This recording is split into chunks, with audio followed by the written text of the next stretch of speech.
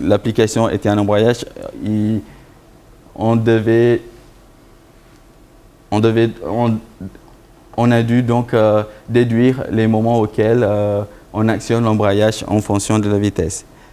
Après avoir déduit le moment auquel on actionne l'embrayage, avec le niveau de courant qu'on sait qu'il faut fournir pour vaincre les résistances, les couples de résistance pour actionner l'embrayage, on a donc simulé l'échauffement de la machine pour ce type de cycle.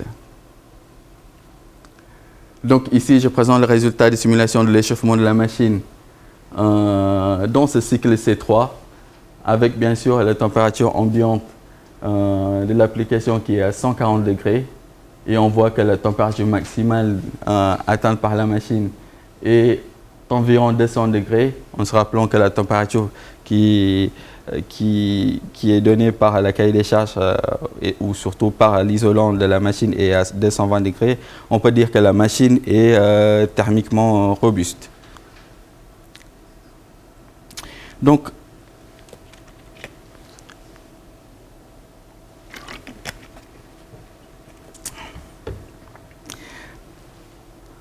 voilà la partie thermique et dernière partie, les contraintes, contraintes qu'on avait évoquées en introduction, la partie vibroacoustique qui sont aussi importantes dans ce domaine d'application. On va maintenant voir la qualité de couple et le comportement vibroacoustique de la machine synchro-reluctante.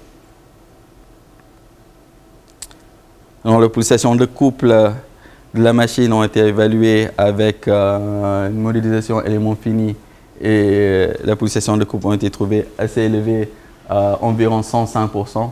Ceci a été validé par expérimentation, que ce soit en amplitude ou en contenu harmonique. Donc on a réussi à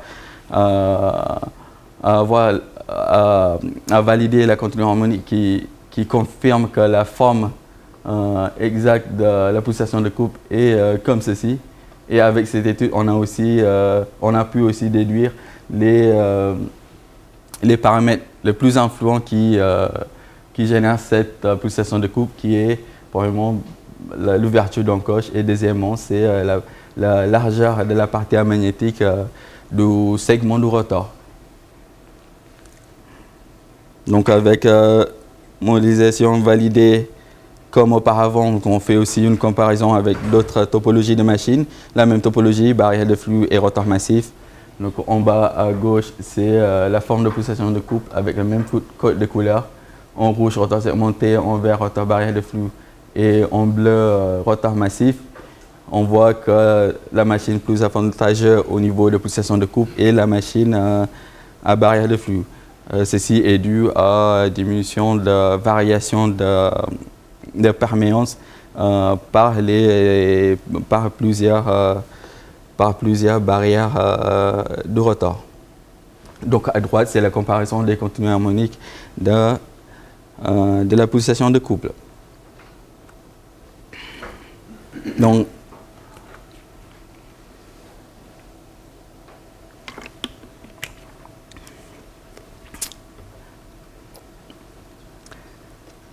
après avoir vu la pulsation de couple, on va maintenant s'intéresser au comportement vibroacoustique de la machine. Donc un outil de simulation qui est utilisé ici dans le cadre de ces tests est un outil maison qui a été fabriqué par deux doctorants, qui ont été développés par deux doctorants encadrés auparavant par Vincent Lanfranchi aussi. Donc l'outil consiste à un couplage de modèles magnétiques avec un modèle mécanique. Donc, un modèle magnétique ici à droite de la machine synchro-reluctante qu'on étudie a été fait avec un logiciel FluDD. Avec ce modèle magnétique, on déduit donc l'induction dans l'entrefer, au milieu de l'entrefer, ici est présentée en fonction de position dans l'entrefer et en fonction de temps. Donc, mais en harmonique est présenté dans cette figure-là. Et cette harmonique de force, de pression magnétique vont être ensuite projetées sur des maillages mécaniques. Donc ici, deux axes qui représentent la pression magnétique en fonction de la position, donc des ordres spatials, et qui est en fonction du temps, au moment où le rotor tourne, des ordres temporels. Ici, brièvement, donc, la forme des inductions au milieu de l'entrefer de la machine. En haut, les pressions radiales et en bas, la pression tangentielle. Encore une fois, sur plan spatio-temporel, en axe Y, la position dans l'entrefer. En axe X, c'est en fonction de temps.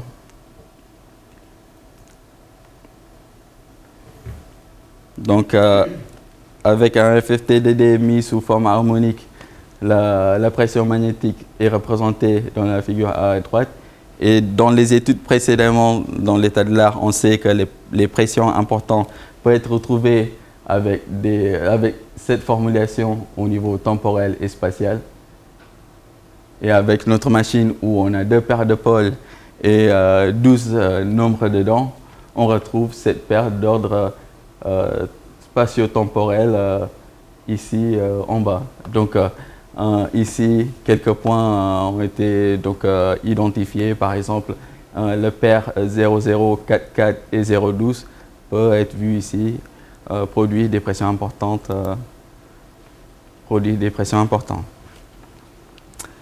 Donc ça, c'est sur des études de pression magnétique, et en même temps, sur la partie mécanique, l'analyse modale ont été effectuées.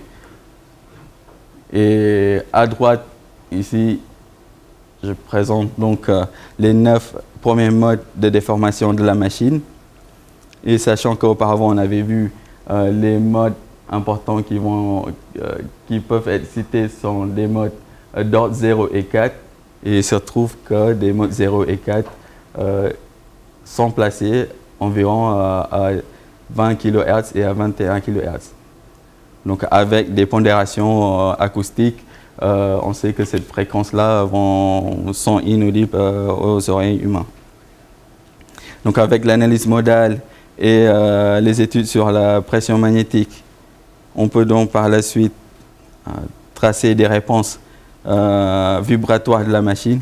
Ici, dans ce schéma est présenté un spectre de vibration de la machine à une vitesse de 1000 tours minute. Donc les deux courbes de différentes couleurs représentent deux niveaux de charge, donc de tension différentes.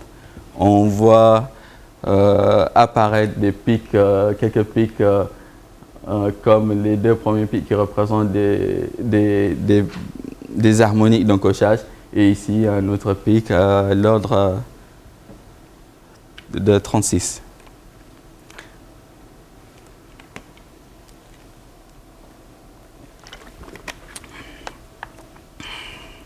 De la même manière, on peut aussi tracer pas une seule vitesse, mais avec une évolution de vitesse, un spectrogramme. Donc en Y, ici, c'est la montée de vitesse, et en X, toujours la fréquence. Et la machine synchro-éluttance, on a trouvé que les résonances ici sont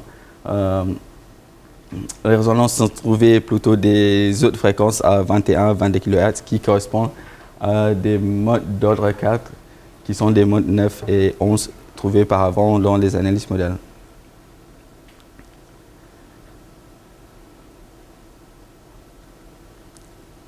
Ces résultats de simulation sont ensuite validés expérimentalement par mesure acoustique en champ proche. Ici, dans cette figure à gauche, je présente donc le banc d'essai qui est le même banc d'essai, sauf cette fois-ci on installe un micro au champ proche. Ici, dans cette photo, la machine donc n'est pas couverte, alors qu'en expérimentation, la machine va être couverte avec des mousses acoustiques. Résultat de cette validation, donc la même qu'avant, avec des spectres à 1000 tours minute à gauche, à droite, avec des niveaux de charge différents Donc à gauche avec un niveau de charge moins élevé, à droite charge un petit peu plus élevée. Dans les deux, on retrouve donc comme en simulation des harmoniques d'encochage et des raies d'ordre 36.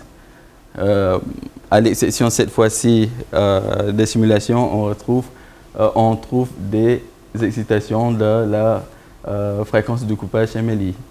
Et de même, en augmentant la charge, donc le courant, les mêmes pics, mais cette fois-ci amplifiés.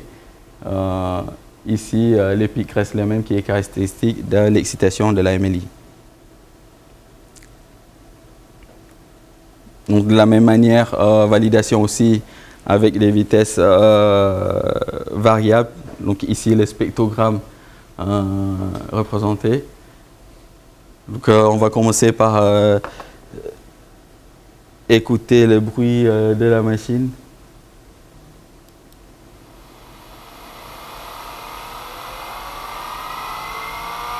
Donc le bruit avec le temps, le bruit avec le temps, c'est la vitesse qui augmente. Donc ici, on retrouve comme auparavant aussi les raies de l'ordre 36. Et plus particulièrement avec des spectrogrammes, on voit des zones à basse pression qui correspondent à des plages de fréquences où il n'y a pas en fait des modes propres dans les analyses monades.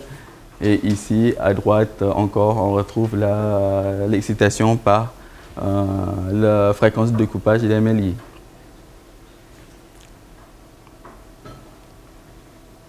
Et lorsqu'on zoome les raies aux alentours de la fréquence de découpage MLI, on retrouve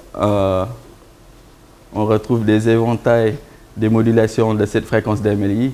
Et ici, pour ce résultat expérimental, on voit qu'il y a plus de bruit dans la partie gauche de la fréquence MLI que la partie droite. Donc avec ce résultat, on peut déduire que, par exemple, on a déduit que ici, il y a des modes propres qui se situent dans cet endroit. Effectivement, après, en déplaçant la fréquence de découpage, on avait vu que il y a des modes propres qui se situent dans cette plage de fréquence.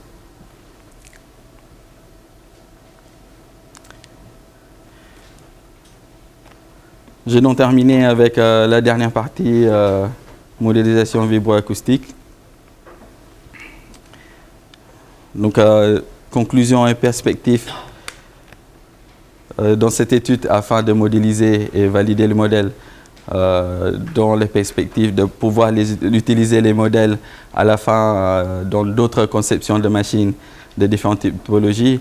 On a démontré en premier temps l'importance, bien sûr, de prendre en compte l'impact thermique sur la performance électromécanique, sans lequel la machine peut être incapable de nous donner des points de fonctionnement demandés.